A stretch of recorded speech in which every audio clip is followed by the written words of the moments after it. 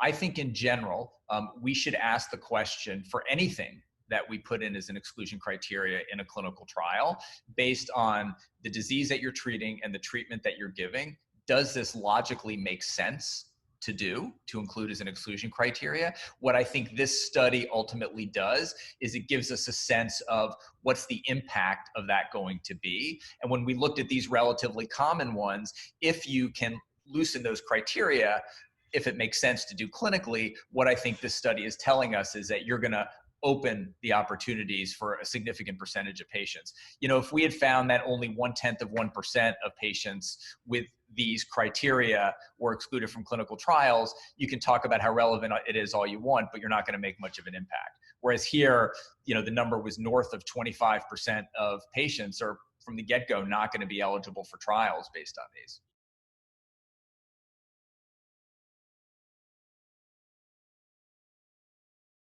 The exclusion criteria that we looked at, so kidney function, liver function, blood count specifically, those structured, they were all, I don't know the numbers off the top of my head, but they were all relatively impactful. So I think those sort of qualify as they're worth looking at.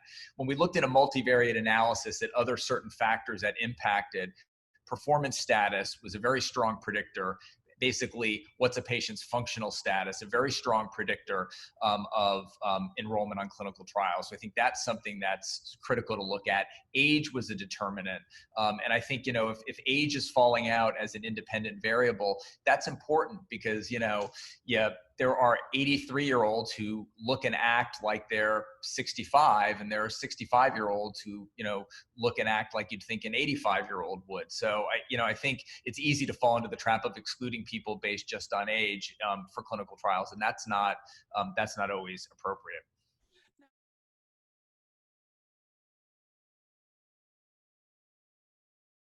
We did find that for African Americans and Latinos. I mean, listen, this was sort of validating information. I think that we all recognize that there's a huge problem with underrepresented minorities and participation in clinical trials. I'd say if you sort of look at the big issues that we need to solve, it's how do we increase accrual to clinical trials, and how do we increase accrual for underrepresented minorities, which is important for a whole variety of reasons. The study bore that out as well.